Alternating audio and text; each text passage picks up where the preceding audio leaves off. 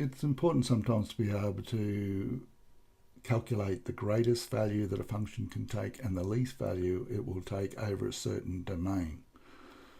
And the way to do that is we use a template, and one is to calculate the n values, or the value of the function,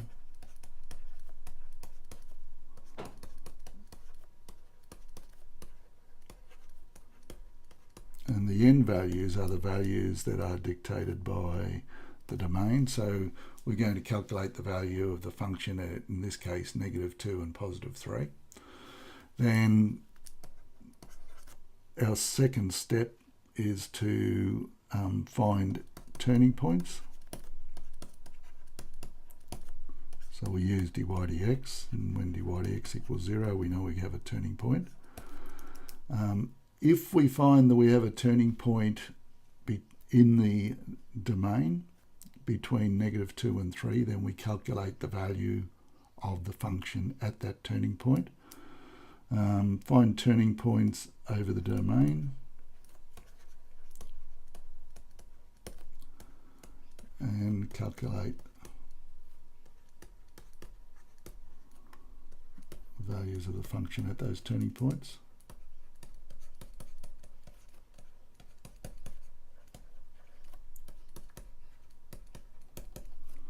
And then 3 is to decide from these values you've calculated the greatest and least.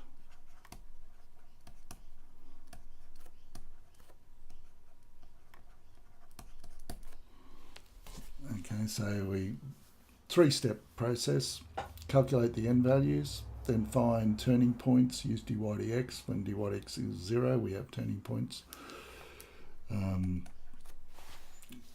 then if some of those values of x where dy dx is equal to 0 lie in the domain, if we've got turning points outside the domain, we don't need to worry about those. We calculate the values of the function at those turning points, and then we decide which is the greatest and which is the least. Okay, so let's apply this.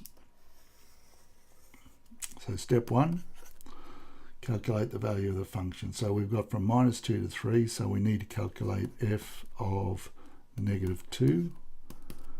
And we put in -2 there, so we've got -2 squared minus 4 times -2 minus 4. So that'll be equal to 4 plus 8 minus 4, which will be equal to 8. And then we do f of 3. So that'll be 3 squared minus 4 times 3 minus 4, which is equal to 9 minus 12 minus 4. So that'll be -3, -4, -7. And our next thing is to see if we've got any turning points that occur between -2 and 3.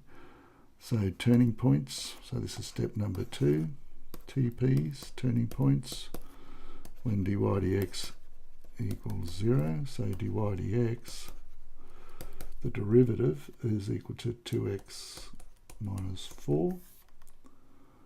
When we find the derivative of our original function up here, 2x minus 4, so to find out where the turning point is equal to 0 is equal to 2x minus 4.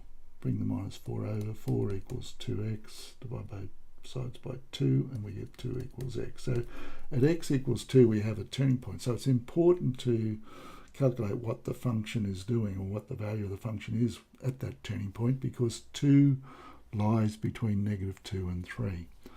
So f of 2 is equal to 2 squared minus 4 times 2 minus 4, which is equal to 4 minus 8 minus 4, and that becomes -8.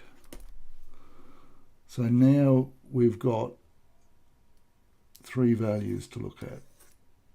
we've got the values of the function at the ends of our domain we're interested in, and we've also got the values of the function when we have a turning point, and we say, okay, what's the greatest value? So greatest value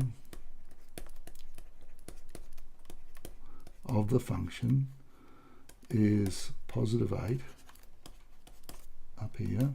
That's our greatest, and this is our least. At x equals -2, and the least value of our function is -8 at x equals 2. Alright, so pretty straightforward. Just got to remember the 3 steps. Look at your end value, always be given a domain. Look at the values, calculate the values of the function at the 2 endpoints. Find any turning points. And if there are turning points in the domain that you're interested in this case we had x equals 2 was a turning point. We don't need to know whether it's a maximum or minimum. We just put that x equals 2 into the original function and find out what the value of the function was, and we got was equal to -8. So therefore we know that the greatest value is when x equals -2 in this case, and the least value is when x equals +2.